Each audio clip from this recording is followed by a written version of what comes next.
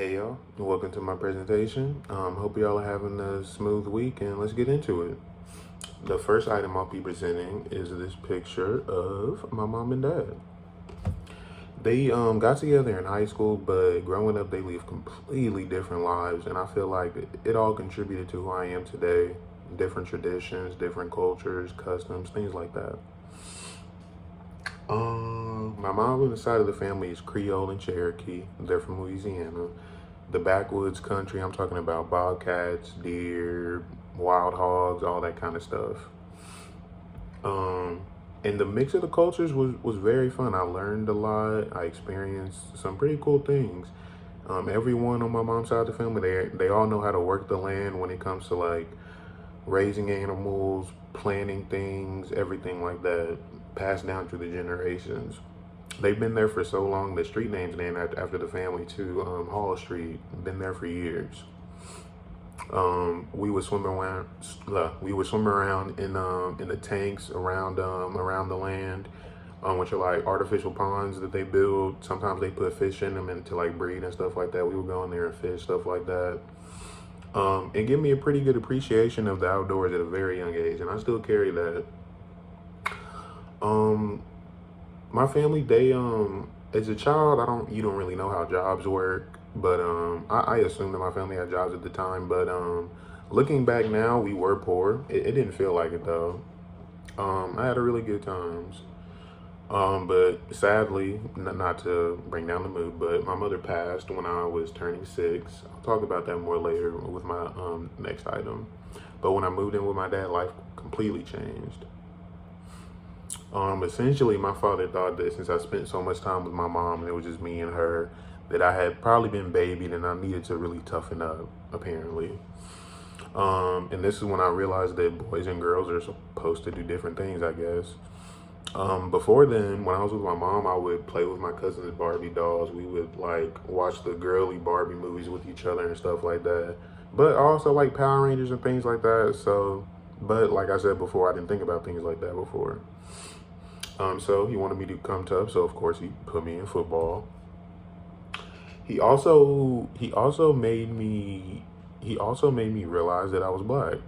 I know I'm black, yes. But as a child, I grew up in a diverse area when I was in Louisiana.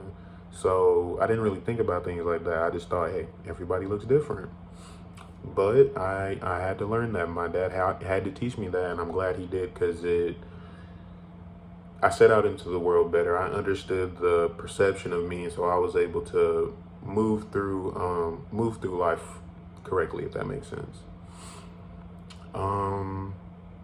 But yeah, and especially when we moved to the suburbs in a pretty much predominantly white area.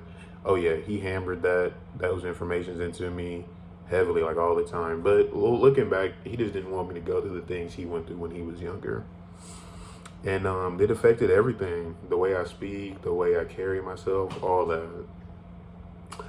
And yeah, and when you learn that, it's a really hard thing to learn that as a child that the world isn't as flowers and roses as you think it is. But it is something that I had to learn. And this is a conversation that many black men have with their kids. He also imposed on me a lot of his military beliefs. He was really religious too, but he never enforced religion. It was weird. My whole family, dad's side of the family is religious, but they never forced that on me. But his military ideals, he definitely did, like respect, accountability. Like this man, bro, all the trouble that I would get into as a child was all about respect. Like that was like above everything was respect. And my grandparents divorced also when I was young, so I had two different parts of the family to visit when I was younger. My grandma's side, they were up in the country, and like we would like I would spend the summers there. We would like feed cows, run in the fields, stuff like that. But when it came to my grandpa's side, they were in Houston in this small neighborhood. It's called Carverdale. But he's also half German, so we grew up eating like homemade sauerkraut, bratwurst, Braunschweiger, like things like that. Like, and it was pretty cool.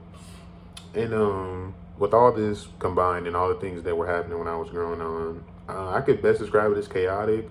But everything that I went through from really from when I was born to like age 6. Like so much happened and really like formed me as a person. The second item I'll be presenting speaks more to positionality.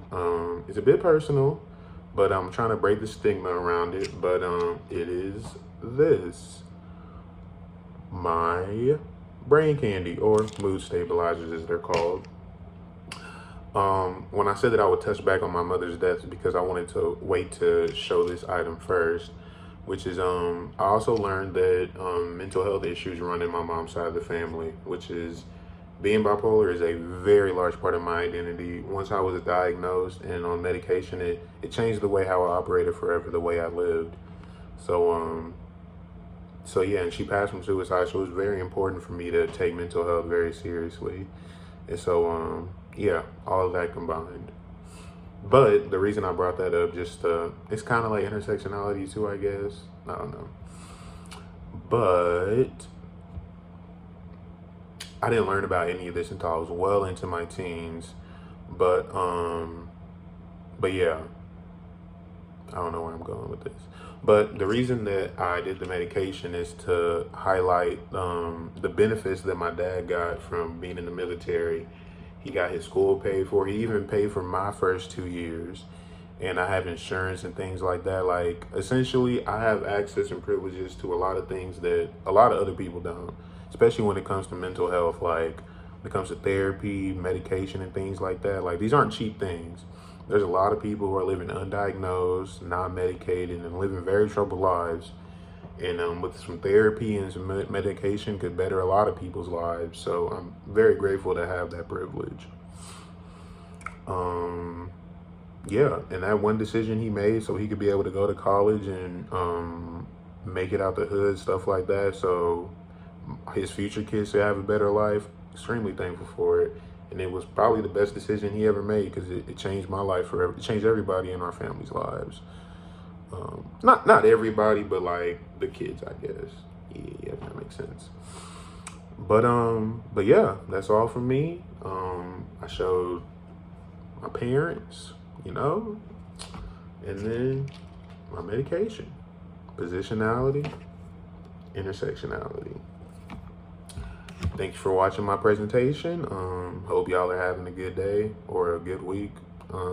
Thanks for watching, and have a good one.